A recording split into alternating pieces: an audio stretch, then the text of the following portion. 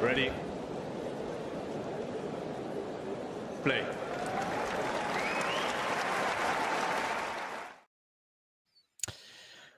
Good morning, as it is here in Germany. A good evening, as it is where David is in Melbourne. But it's not been the best of days, David. Well, no. You're getting this hot off the press. I've literally just come from the courts now. Tennis is a very tough sport. And, when you lose 7-6 in the third, having come back from a set and a breakdown to win the second set 7-6, it's very hard on the body and on the mind. But I would say this is that, this is what makes players, because you have to keep bouncing back, even after, something like this, where you've traveled a long way, all the way to Australia, had a decent week in Canberra, and then feeling good and lose first round, of course, to a very, very good player. But the chances were there.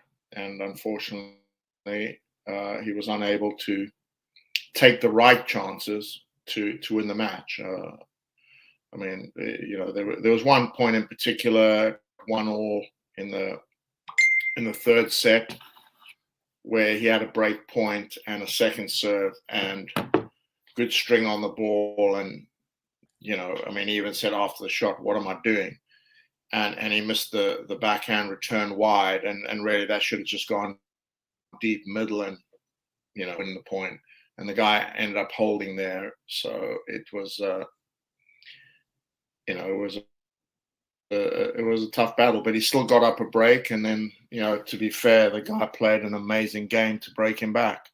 He didn't really do anything wrong.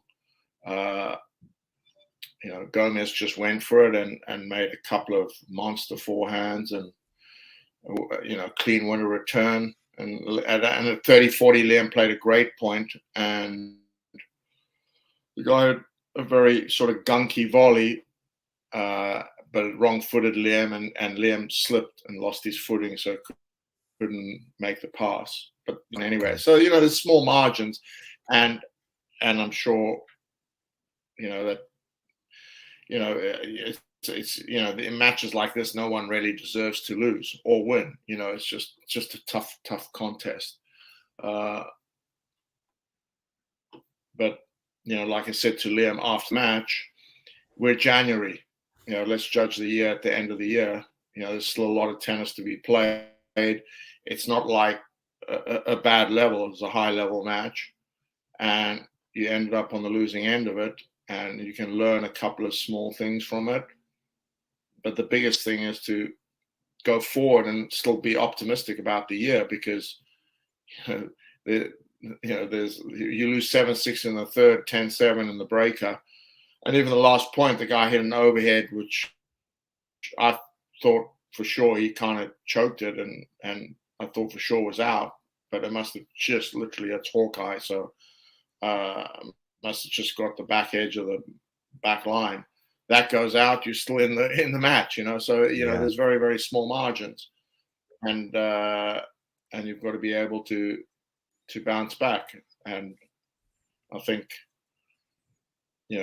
what I would say to anybody who's trying to play a game or in anything in life, you can't pick and choose when the disappointments or the high points come. It's I haven't actually looked at the stats yet. What was his first serve percentage, Gomez? Gomez's first serve percentage I have here. So he wins 77 out of 100. So he wins 64% of his first. Sorry, he wins 66% of his first serves, Gomez. Yeah, but what percentage of first serves did he make? Get in 64. Yeah. 64 overall. Can you break it down to the third set? Because I don't think he missed many in the third set. Right now, I don't have the third set stats, but actually, maybe I can get the third set stats. Let's have a quick look. Yeah. No, I don't have third set specifically, but it felt like he didn't barely miss in the third set, I'm guessing. Yeah, his first serve percentage I think was very high in the third. I might be able Can to we get just it talk up about on the the. third set a bit, actually, because it's really the Sure. third. I mean, we can also touch on the first two sets in particular as well, but the third set seemed pretty crazy. I'm only following it online in terms of the scoring, which gives you a Yeah. very different perspective, of course, the perspective you had. But it did seem like a crazy third set. Liam goes a breakdown. He's 3-1 down. Seems like he's staring down the barrel. Nevertheless, Liam goes on But I an think you can see unbelievable. that Say again? at 1-1 he has the break point. Yes, he does. Yeah, I can see an advantage Yeah, here. yeah. That. That's the backhand that I'm talking about. So instead of going around 2-1 up serving, he goes around 2-1 down, and the guys had a lucky escape, and that makes a difference. Yeah. But yeah, so and then Liam missed a pretty easy forehand also in the game to get broken. So I think at deuce, he had a forehand line that no 40. I think Liam was 40. No, 15-40. Wait, no, 15-11. This is the first game. This is the second, as we see here. But it's 40-15. It looks deceptive. It's 40-15. Yeah, it'll be in here. Yeah, so he wins the first two. He gets a Yeah. break point. It looks like did Liam have did Liam face a break point in the first game of the third set? Yes. So he's 30-40 down, but he manages. No. First game. Go on. No. That first game is Gomez served first. Okay. So Liam had a break point in both the first and third games, did he? Or Yeah. Yeah, he did. He had Yeah, break point. I forgot about the one in the first game. Forgot all about that one. Yeah. I mean, to be honest with you, the third set was a what happened on humdinger. that point. The third set was a humdinger, right? It was Yes, up and it down a was. roller It was. coaster. I mean, I want to just Yeah, talk about a yeah. period of three games, David, where it looks like it's slipping away. He's 3-1 down, staring down the barrel, but then he goes on this run, winning 3 games in a row, break points galore. But actually, to be honest with you, he won those 3 games without going to deuce, I believe. So he actually wins those 3, and now he's 4-3 up with a break. Yeah, but I mean, I'd say I thought the guy was, wobbling. And to give him absolute credit, he came out absolutely swinging at 3-4. Liam didn't really do anything wrong that service game, except he didn't make a lot of first serves. But the first point, he hit a decent serve, and the guy just hit a clean winner backhand. He kind of anticipated and hit a clean winner backhand. So love 15. I think Liam even got a love there. And then the guy just went for it. And at 15-40, Liam played a great point, ended up hitting. And you think, okay, that's going to hurt the guy. And then they had another long point where the guy ended up at the net and in trouble and hit this kind of strange backhand volley that wrong-footed Liam. But it had nothing on it. But Liam was going the wrong way and slipped, trying to turn around. He also faced. But go on, David.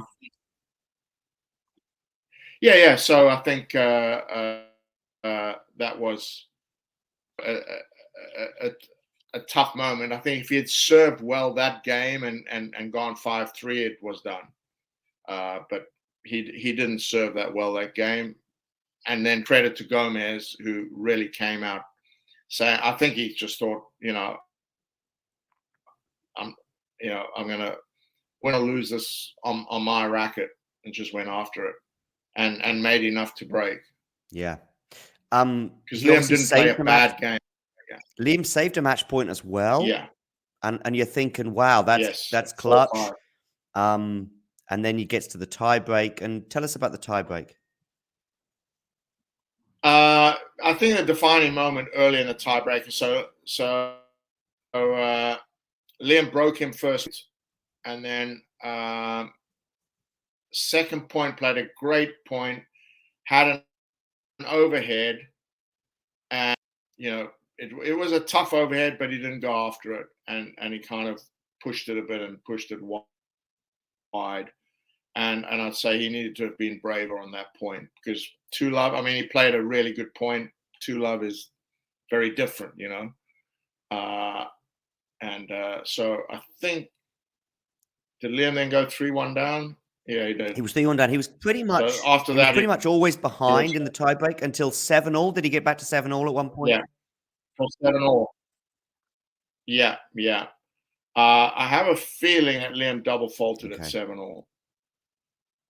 Yeah, which was, again, you're 8-7 and you're on serve, but then the other guy's under pressure, and it's again, as you say, fine margins. How was Liam after the match? How does he take, going out of a qualifier? I mean, we mentioned how at Wimbledon a couple of years ago he was 2 sets up in a tiebreaker. How does he take these kinds of defeat?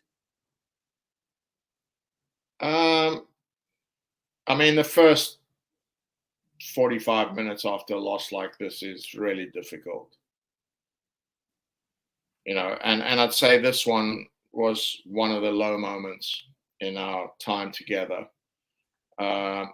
It's the second time he's lost 6 in the third here in Melbourne. The last time was in 2018 against Berrettini, where he was 4-1 up in the breaker, serving, having broken the back of the match, and he full body cramped. I mean, his body literally had to last 3 minutes longer.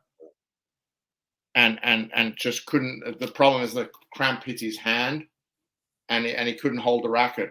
So from 4-1 up in the breaker, serving, he ended up losing that tiebreaker as well. So whilst Australia's been kind of a good hunting ground, it's also been a place of some severe disappointments. In 15, last round of qualifying, he lost to Mike Russell, who's playing his last Grand Slam event, who came out like on fire. And Liam was, obviously, he was only 20 years old then, and was very nervous. And he'd beaten Mike Russell only like 6 weeks before that in Knoxville, so it seemed like a good draw. But so that was very disappointing. But he was young, so today was very difficult. But I think in general he bounces back well. And I think, once you got over the initial disappointment, we started talking. At the end of the day, I would say that he just has to be a little bit braver in big moments. And it happened in Canberra as well. It's just choosing the right big moment to be a little bit braver. My honest opinion is if he can just keep level and keep going, and manage to crack the top 100, the little bit of shackles that are still there will fall off, and then I think we'll see the best of Liam Broady. I think there's more of a player inside of him than he's been able to show. On occasions, he's been able to show it. And he's a very good tennis player, and I don't think he played overly well today. He certainly didn't start well at all. I think he was a bit nervous, but he still found a way to make more than enough chances. I think if you keep making these chances, you're gonna fall over the line, and I mean, it's crazy because he's had some very, very good runs. Third round of Wimbledon, quarterfinals of Tel Aviv, beating really good players. So it's just got to happen a little more often. And today was an opportunity. he wasn't able to take it.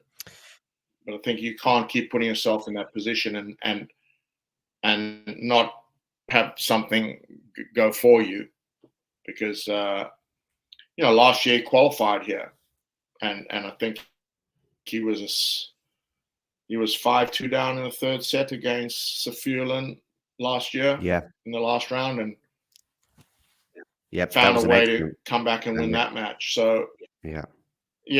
So I mean, the results have been there. It's just got to be a little bit more often. Not a lot, just a little bit more often. So that's my job as coach is to keep him in high spirits. And the big thing is we're only January. Let's see where we are in May. Because you keep playing good tennis, things are going to happen. What is the schedule now? Well, how does the next couple of days look like for you both? Well, tomorrow will definitely be a day off. I think we'll probably we'll go and have lunch somewhere, and then sort of, things have settled down, and chat about the match a little bit more in depth. And he'll probably try either fly home tomorrow night or the day after, and then get ready for a challenger in Belgium, which starts on the second week of the Aussie Open. Okay. So 16th is that? The first week is the 16th. The second week will be about the 23rd, something like that. The 23rd. That's it. 23rd. Yeah. So his next tournament is the 23rd, $125,000 challenger in Belgium. Okay. So he's got 3 challenges in a row then, and then we're going to do Doha and Dubai, Indian Wells, Miami. Okay. Okay. Good.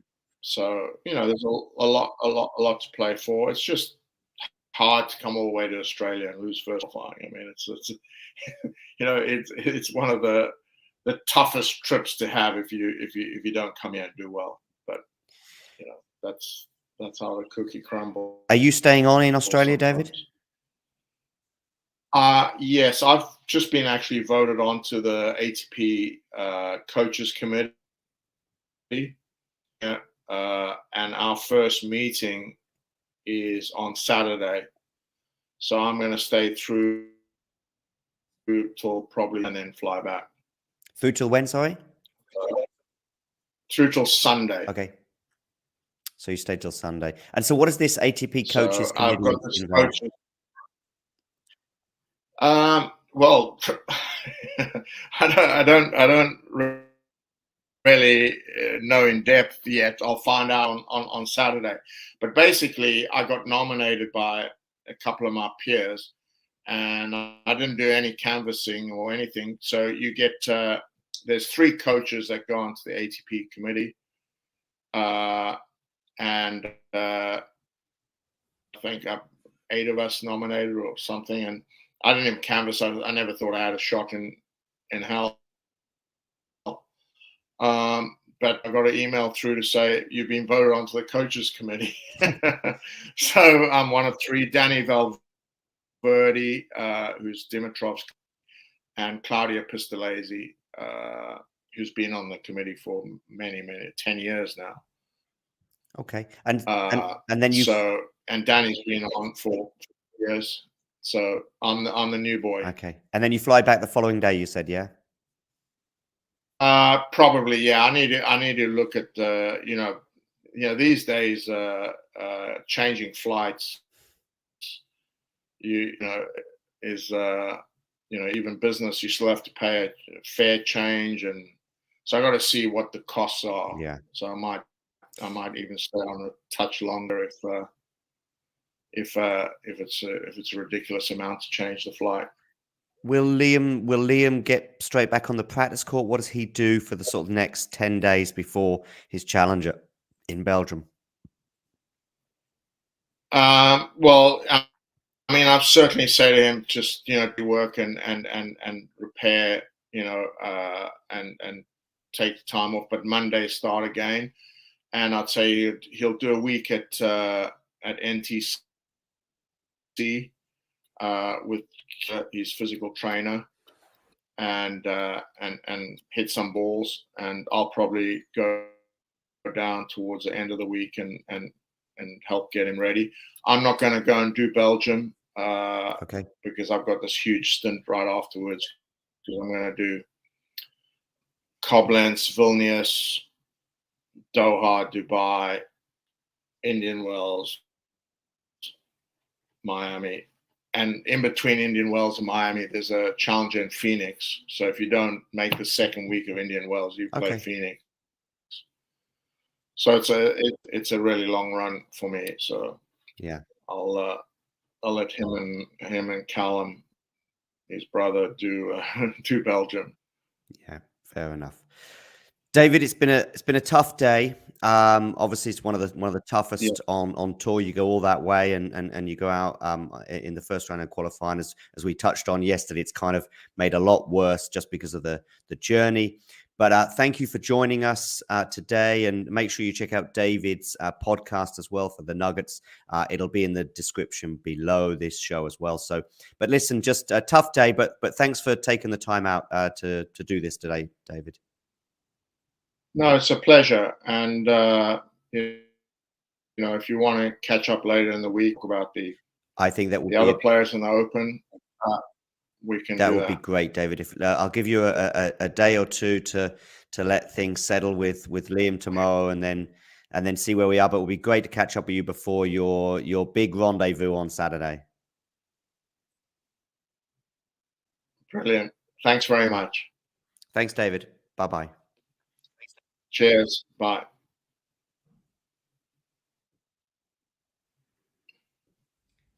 If you enjoyed this video, make sure you hit that like button.